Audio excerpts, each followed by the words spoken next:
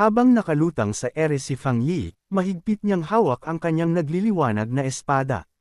Sinabihan niya si Chen Bing na pagmasdan itong mabuti, dahil paulit-ulit lamang silang mahuhulog sa mga bitag kung hindi sila magiging maingat. Pagkatapos, nagpakawala siya ng isang simpleng paghiwa gamit ang kanyang espada, isang nakagugulat na slash na agad na bumasag sa matinding ilusyon na nilikha ng halimaw. Napatulala si Chen Bing sa kanyang nasaksihan.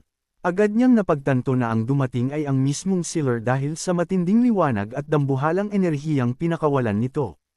Napatanong siya sa sarili kung dumating nga ba ang maalamat na bayani upang iligtas siya.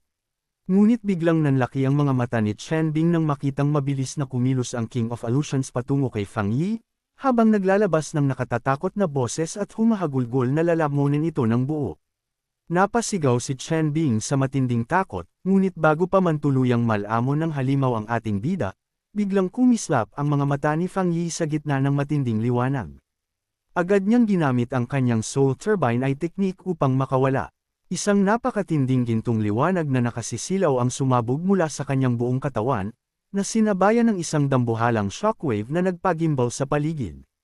Habang kalmadong nakalutang si Fang Yi sa gitna ng nawawasak na dumi, malamig ang kanyang boses at tinanong ang King of Illusions kung hindi pa ba ito magpapakita ng harapan. Ilang sandali lamang ang lumipas, nabuo ang isang madilim at kulay lilang figure sa kanyang harapan. Dahil sa ipinakitang nakatatakot na lakas ni Fang Yi, agad na nagtangkang tumakas ang King of Illusions. Ngunit bago pa man ito makalayo, iniangat ng ating bida ang kanyang kamay at bumuo ng napakaraming asol na enerhiya. Buong lakas at napakabilis niya itong ibinato sa direksyon ng tumatakas na halimaw. Ang enerhiyang kanyang pinakawalan ay nagsimulang mag-anyong mga refleksyon at lightning clone ng kanyang sarili, na sunod-sunod na tumagos sa katawan ng halimaw. Malamig na tinanong ni Fang Yi kung balak pa ba nitong tumakas. Dahil napagtanto ng halimaw na hindi siya titigilan ng bida, agad itong bumalik at desperadong humarap sa kanya. Hindi na nag-aksaya pa ng oras si Fang Yi. Hawak ang kanyang espadang gawa sa asul na enerhiya, marahan niya itong iniangat. Sa sandaling iyon, sabay-sabay na kumilos ang kanyang mga clone at nagsagawa ng isang mabilis at sunod-sunod na paghiwa na direktang tumama at humiwa sa King of Illusions. Nang makita ni Chen Bing kung paano napakadaling pinaslang ng bida ang nilalang, hindi niya napigil ang itanong sa sarili kung totoo bang tapos na ang laban at kung talagang iniligtas siya ng sealer. Napagtanto niya na isa itong ganap at walang laban na pagtugis, ganoon lamang kadaling winasak ang nag-evolve na king-level anomaly sa loob lamang ng isang iglap. Hindi niya maiwasang magtaka kung anong klaseng pambihirang kapangyarihan ang taglay ng sealer. Kasabay nito, tuluyan nang naglaho ang ilusyon sa kanilang paligid. Mula sa labi ng napatay na halimaw, isang nagniningning na lilang kristal ang biglang lumitaw at maayos na nasalo ni Fang Yi. Napagtanto niyang isa itong illusion spiritual crystal. Maya-maya pa, lumitaw ang isang notification mula sa kanyang system na nagsasabing patay na ang King of Illusions at natukoy ang mga katangian ng kadiliman. Automatikong sinimulan ng Sun God Throne ang proseso ng paglilinis sa espiritual na kristal.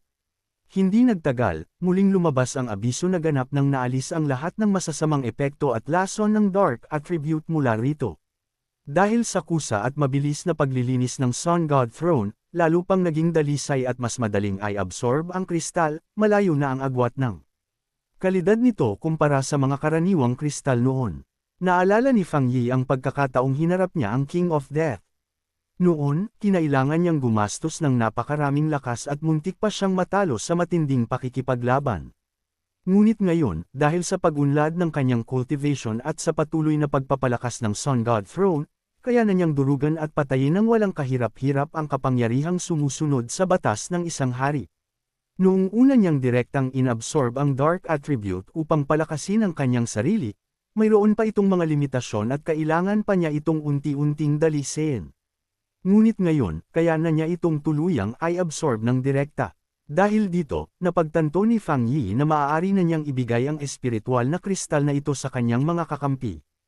Pinag-isipan niya kung kanino ito pinakabagay, kay Lin Yi ba, kay Su Qingying, kay Zhao Lan, o kaya naman ay kay Elder Wu. Subalit sa kalagitnaan ng kanyang pag-iisip, bigla niyang nalaala ang kanyang gourd vine at ang red spirit flower, na matagal-tagal na rin niyang hindi nabibisita. Bago pa man siya makapagdesisyon, biglang natigilan ng bida nang maramdaman ang isang espiritual na signal mula sa kanyang red spirit flower. Agad niyang napag-alaman na nasa matinding panganib ang bulaklak. Gumamit ito ng espiritual na enerhiya upang magpadala ng isang desperadong telepathic message sa kanya. Sa kasalukuyan, ang red spirit flower ay nasa pinakamahalagang yugto ng pag-angkin at pagkontrol sa Wood Throne. At dahil napakalakas na ng sariling kakayahan ng bulaklak, ang tanging nilalang na maaaring magbanta rito ay ang mga Throne Master na nasa second sequence o mas mataas pa, at higit pa rito, hindi lamang iisa ang kalaban.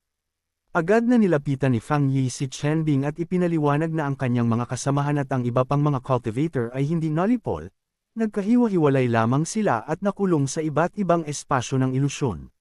Pinayuhan niya ang kapitan na tipunin ang lahat at huwag munang magpagala-gala dahil magkakasama-sama rin sila sa lalong madaling panahon.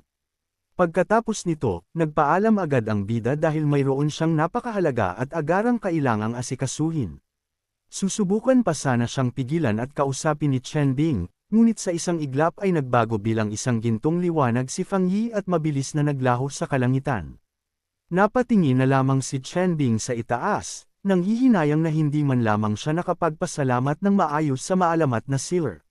Samantala, doon naman sa tahimik na kagubatan sa kabundukan ng Yuan City. Ang lupain kung saan nananatili ang Wood Throne, tahimik na nakapwesto at nagme-meditate ang Red Spirit Flower. Maingat nitong pinakikiramdaman ng buong paligid nang bigla nitong maramdaman ang pagdating ng mga hindi inanyayang panauhin. Sa di kalayuan, isang dambuhalang lipon ng buhangin ang mabilis na nagtipon at nabuo bilang isang nakatatakot na figure. Ito ang Quicksand Throne Master.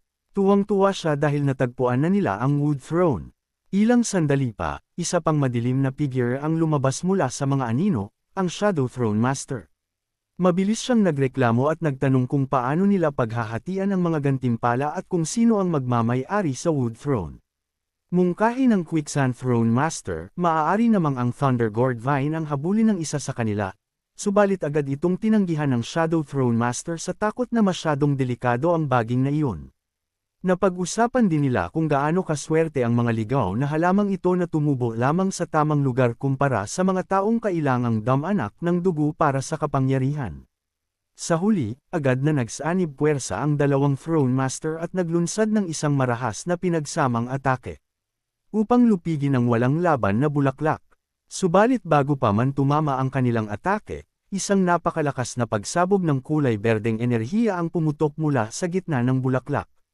Bumuo ito ng isang dambuhalang haligi ng berdeng liwanag na umabot hanggang sa kalangitan. Nang unti-unting mapawi ang nagliliyab na enerhiya, isang maliit ngunit nagniningning na spirit avatar ang umusbong mula sa mga talulot at seryosong umarap sa dalawang kalaban, handang ipaglaban ang kanyang throne.